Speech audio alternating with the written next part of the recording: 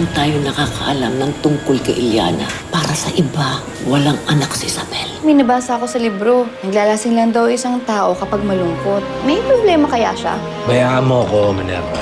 Pwede mo yung ilabas sa akin.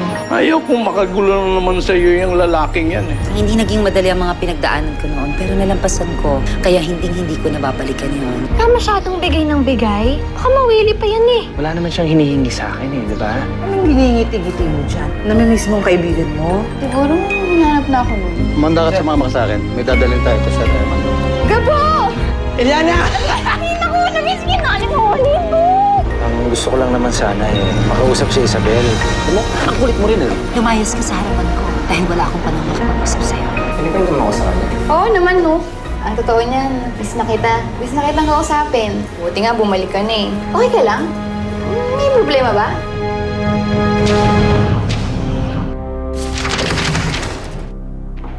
And good morning sa'yo.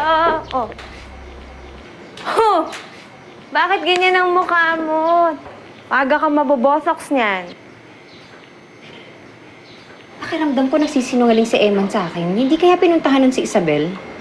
Eh, hindi naman malabong mangyari yon. Lalong-lalo na ngayon, nakita na si Kuya Eman tsaka si Isabel. Pwede. Lintik na babae nga kasi, ba't nabuhay pa eh? Feeling ko tuloy, kinakarma ako sa pakikipagsabayan dyan sa mga kaskabel na yan. Isipin mo, kung hindi ko sila kinalaban, eh malamang hindi nagkita ulit yung dalawa. Ay nako, pakinggan mo nga yung sinasabi mo. Sino nga kalabanin natin? Mga pipitsuging kumpanya. Lahat ng desisyon, lahat ng galaw natin, ate, tama yan. Itong pagkikita ni Kuya Eman, tsaka ni Isabel, wala yan. Pagsubok lang yan. Yun na lang ang isipin mo. Pagsubok na hindi ko napaghandaan. Minerva naman, lahat ng gawa natin, lang plano natin, lahat ng desisyon, planado. Eh, hindi ko in-expect to, pero to. Hindi ko alam kung anong mangyayari pag magkabutihan na naman yung dalawang yun, Minerva. Maloloka ako. Ate, relax! Ha? Relax! Kumalma ka lang. Ano ka ba? Nandito naman ako eh. Hindi ako papayag na makuha sa atin si Kuya Eman. Tandaan mo yan. Buwisit. Sige po! Hoy! Hoy! Okay ka lang ba? Ano? Okay ka lang? Oo. Okay lang. May problema ba? Wala. Wala. Eh, bakit parang namatanda ka dyan? Sarap pa. Hindi. Natuwa lang din kasi hindi na tayo ulit. Basta saan kaya tayo na? Ano ba? Alala ako sa'yo. Ang dami nun ah. Oo. Doon kita hinahanap. Ano ako alala? Okay lang naman ako eh. Mabait naman si Mang Eman. Si Ate Taytay. Ay, oo nga pala, may nakilala kong bagong kaibigan. Ay, hindi na pala siya bago. Dati ko ng kaibigan. Anong ibig mong sabihin? Sino yun? Sinong kaibigan? Ganito kasi yung Gabo. Nung bata ko, may nakilala kong batang lalaki sa tindahan. Akalain mo yun, nagkita ulit kami. Eh, sabi nga ni Ate Tetay, para daw kami pinagtagpo ng tadhana ni Julian. Julian? Oo. Lalaki? Oo. May gusto ka sa lalaking yan?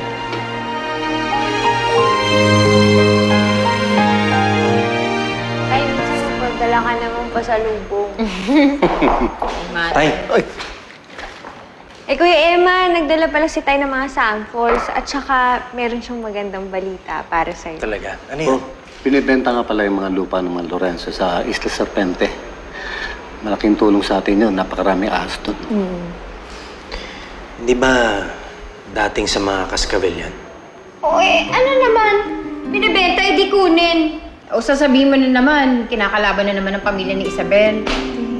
Sabi ni Mang Kanor, meron daw mga interesado pa, pero tayo ang kanyang priority dahil tayo naman yung previous owner.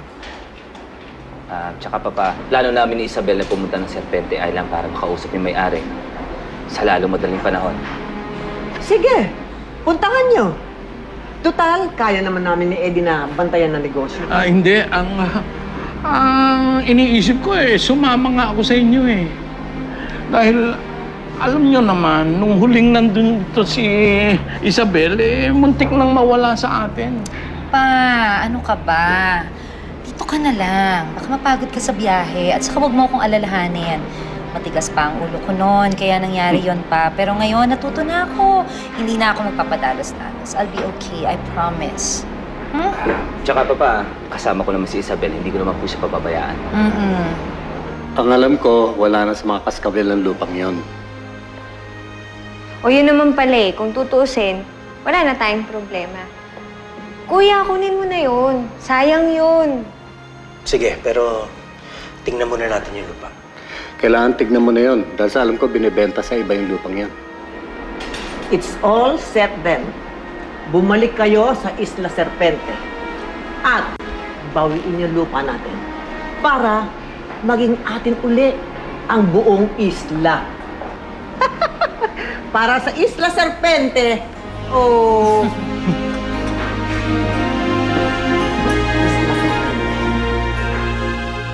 Alam mo, Gabo, nung napaso yung pa ako, binila niya ako ng gamot. Ang bait niya, no?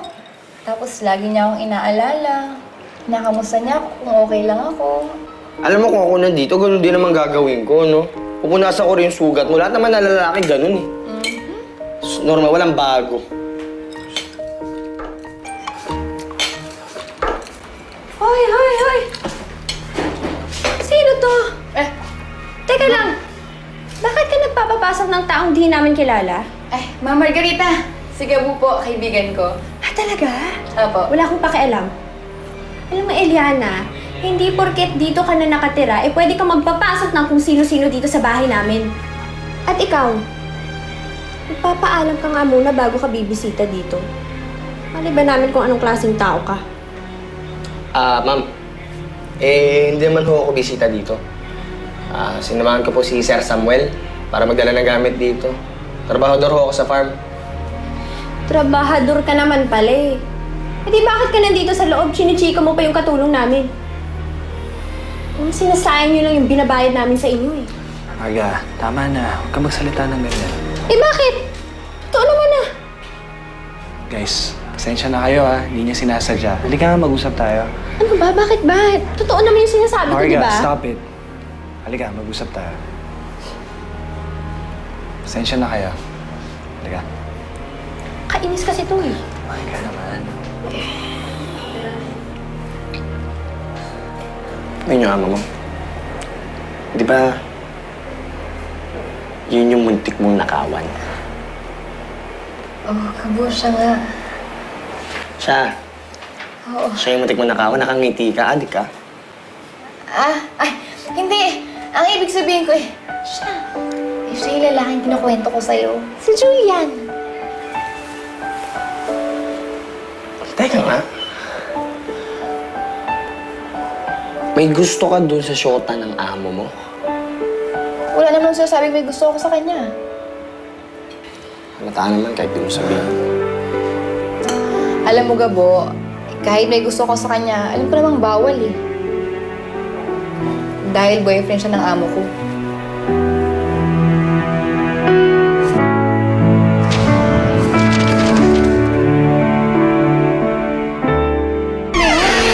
Marga, relax. Ang sulit mo. Okay? Relax. Hindi naman porket trabahador mo sila. Tatarayan mo na kagad. That's not good.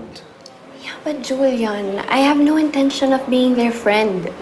So why be friendly? Maski na. Tignan mo. Pati yung kaibigan ni Eliana, tinarayan mo. Paano kung boyfriend niya yun? Anong pakialam ko dun? And so what kung boyfriend niya yun? Di magsama sila. Alam mo, total bagay naman sila Marga. Pareho silang mukhang mahirap. Walang class. Marga, stop it. Marga, stop it. See? There you go again. Totoo naman kasi. Marga naman. And, babe, relax. Alam mo, can we just talk about the photo shoot we're gonna do for my new portfolio? Like I said, diba, super luma na ng mga photos ko.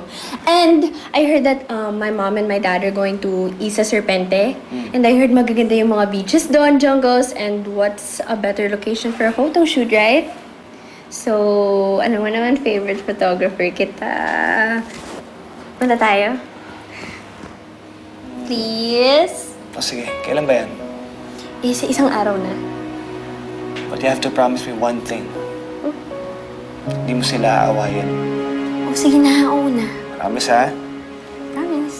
O sige na, okay na. Thank you! Love you, sige. Sabihin ko na mami at daddy, sasama tayo, ah. Okay. Okay. Sige na.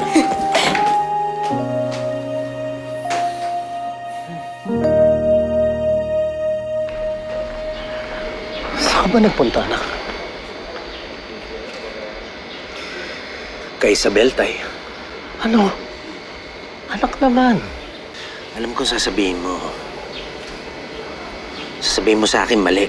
May tamang ginagawa ko. Pero hindi ako matahimik. Ang dami kong hinahanap na sagot. Nakita mo ba naman? Hindi niya ako kinausap. Pinalayas ako ng asawa niya. Si Basti at si Isabel ang nagkatuluyan. Hindi pa rin ako makapaniwala. Si Basti pa naman ang tulay namin dati. Wala ako napalatay. Pinalayas ako ni Isabel. Sinasabi ko na nga ba't pinuntahan mo yung babaeng yun eh?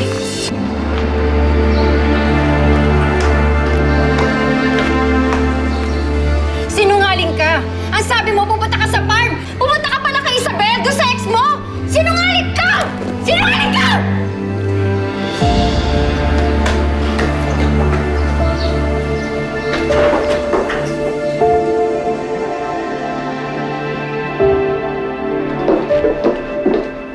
Ate! Ate, ano ka ba naman? Bakit mo naman sinaktan ng ganun si Kuya Eman? Eh, sinong matinong babae o asawa ang matutuwa sa ginawa niya? Ay, ayan ka na naman eh. Lagi kang nagpapadala dyan sa init ng ulo mo eh. Ano bang gusto mo? Gusto mo ba talagang tuluyan ng lumayo yung loob sa'yo ni Kuya Eman? Yun ba? Alam mo kasi dapat kailangan, ate, patunayan mo sa kanya na tama yung desisyon, na ikaw yung napili niyang mahalin, na ikaw yung pinakasalan niya. Unless gusto mo, maisip niya lagi si Isabel. Kesa ikaw, kasi lagi kang nanggugulo. Laging galing. Ano? Nora. Nice ka. Kiss mo.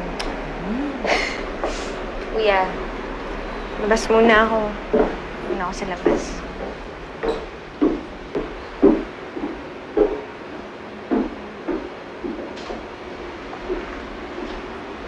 Nora, pasensya ka na. Eman, huwag na lang natin pag-usapan kasi ayoko na lumaki pa.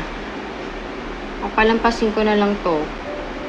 Pero sana, huwag na maulit. Eman, asawa mo ko, maging tapat ka naman sana sa akin. Normal lang naman siguro sa akin na magselos, di ba? Nora, pasensya ka na. Nalito lang ako. Pero pangako ko sa'yo, hindi na mauulit. Talaga?